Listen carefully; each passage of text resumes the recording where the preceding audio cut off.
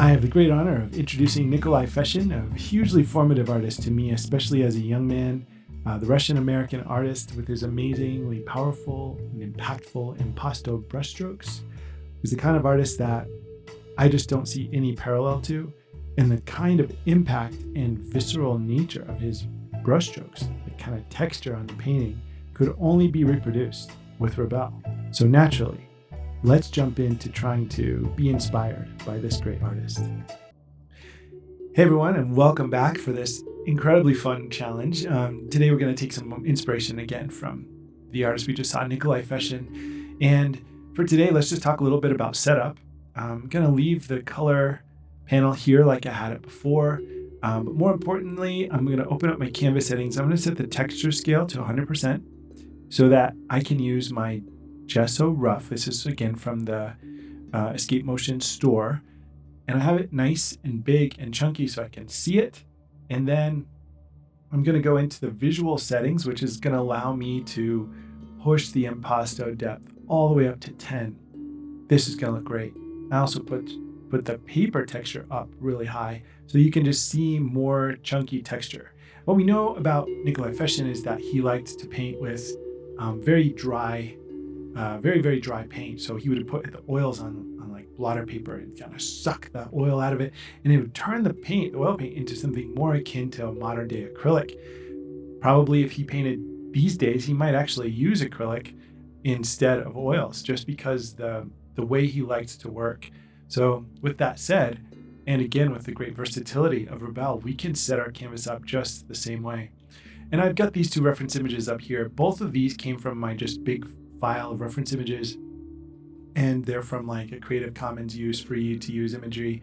But I chose them because they had already little elements of them that felt like a textural quality that I want to go for, that big chunky impasto quality that Nikolai Fechin suggests. So let's get into it.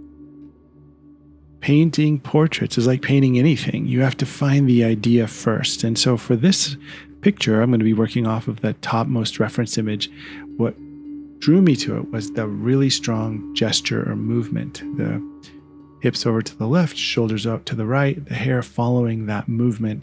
So as I capture that gesture, as I capture the hair following that movement to the body and flowing kind of from right to left, I love the way that fits. I like the energy of that pose. And that's really what this is about.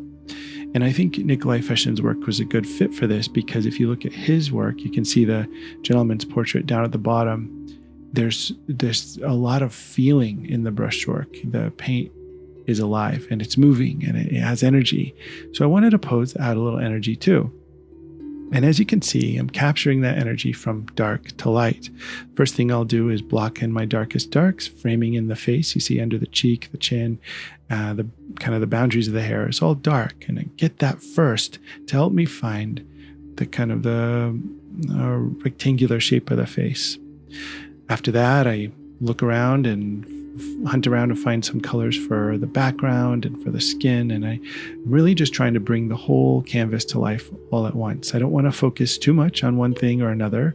I don't want to focus on one part or another. I kind of want to be dancing around, bringing all of it to life together. That helps not just in establishing your values, but finding your color harmonies and finding kind of the rhythm of the whole piece. It's just a nice way to work because it's a kind of a holistic and way to bring everything together kind of coherently. Here, I like to sample sometimes or grab sometimes two separate colors. Like I wanted to find that kind of slate blue color in the background. And instead of sampling it, I wanted to mix it. So I just grabbed some color from the palette in two different colors, kind of a warm sunlight color and then a blue color. And I just mixed my own color. I'll do a lot of color mixing in Rebelle because the wet media simulation is so realistic. But now we're at a point where we get to sort of pause and think about, okay, we have all this rich texture in the brushwork. We have all this rich texture in the canvas itself. And it's time to explore what we want to do with that. So I've shifted my brush to setting number 3, which is both blend and paint. It's kind of a mix and paint mode that does a good job of integrating the already existing paint on the canvas with whatever paint you have on your simulated brush. And as you bring that to the canvas, you can start to see more on-canvas interaction. And just a reminder for those that are new to Rebelle, settings 1, 2, 3, 4, 5 on the keyboard are what get you the different brush settings. And you can see these over on the far left-hand side of the screen, just underneath the size, the loading, and the oiliness of the brush. There are these little icons that represent the different ways in which the brush is going to mix or let the paint interact. And that's just probably one of my very favorite things about Rebelle in general. But getting back to Rebelle and why this is such a good fit for this exercise is that there's really no other program at all that can paint so much like Nikolai Fechin, with normal maps and reflected texture and the three-dimensionality of the bristles and the brushstrokes. What I'm doing here with the eye and finding these nice cool colors and exaggerated rich highlights and shadows, and then blending them in with naturalistic brushstrokes on a chunky kind of three-dimensional canvas. This is something that is exclusive to Rebelle. I know there are other tools out there that have some of this, but there's no tool in the world that has all of this to the degree that Rebelle has it. And it makes that part of you that, there's a part of in all of us that just wants to try everything, I'm sure, especially when it comes to art. That's how I am. I see something, I always think, oh, I wonder how that would be to paint, or I wonder if I can pull that off, or how would that work? And anytime I have an idea like that, Rebelle can do it. And it doesn't matter if it's kind of sleek character art, or anime, or historic impressionism, or this kind of post-impressionist, I almost would call it like painterly approach that you see modern artists like Kwang Ho and other great working artists use. You can really replicate any style, any texture, any technique, any approach, any of the isms from that great canon of art history. And you can do it all because Rebelle is so good. And as you can see here, the outcomes are beautiful. If I want to blend, I want to make it smooth, I want to model the surface, I want to work on subtle gradations, you can do that. But you can also throw down the biggest, chunkiest, gnarliest oil paint in the world, and you can leave it one way or the other, or a mix of both. And in the case of Nikolai Fechin, he did both. There are parts of his canvas that are smoothed and blended and kind of softly modeled between different tones. And then there are other parts that are just raw and chunky. And I think it was really fun to explore that with Rebelle, and you can see how well it works.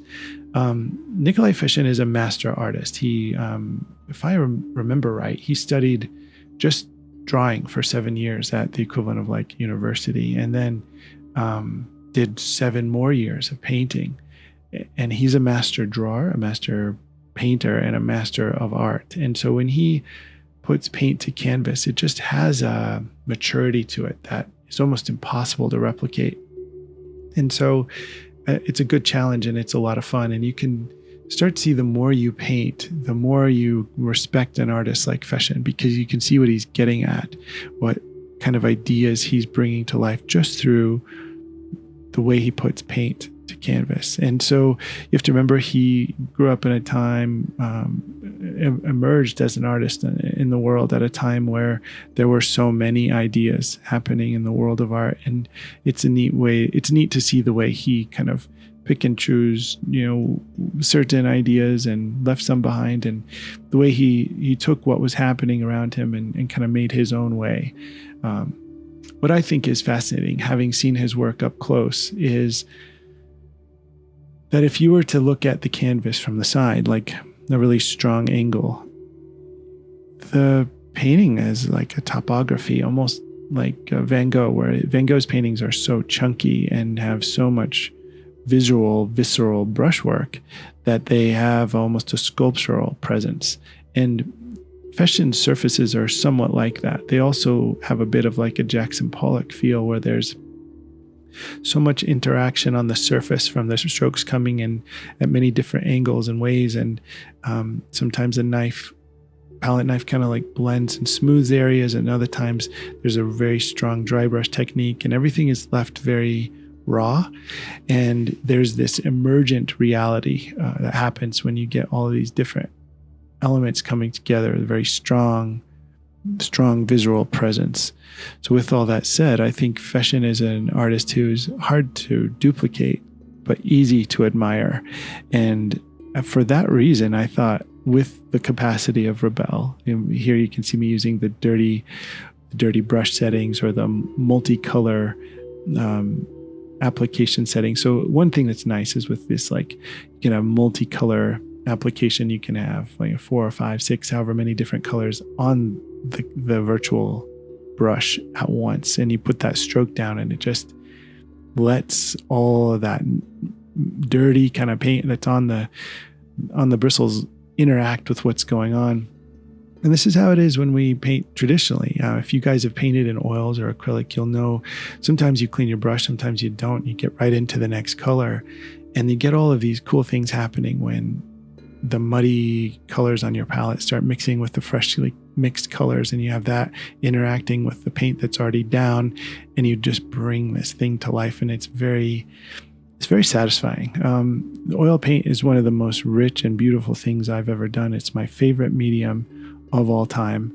And I love that Rebelle makes it feel like I'm painting in real oils. And that's one of the things I want to try in my next project with Rebelle, is I want to do 2 paintings side by side of the same subject.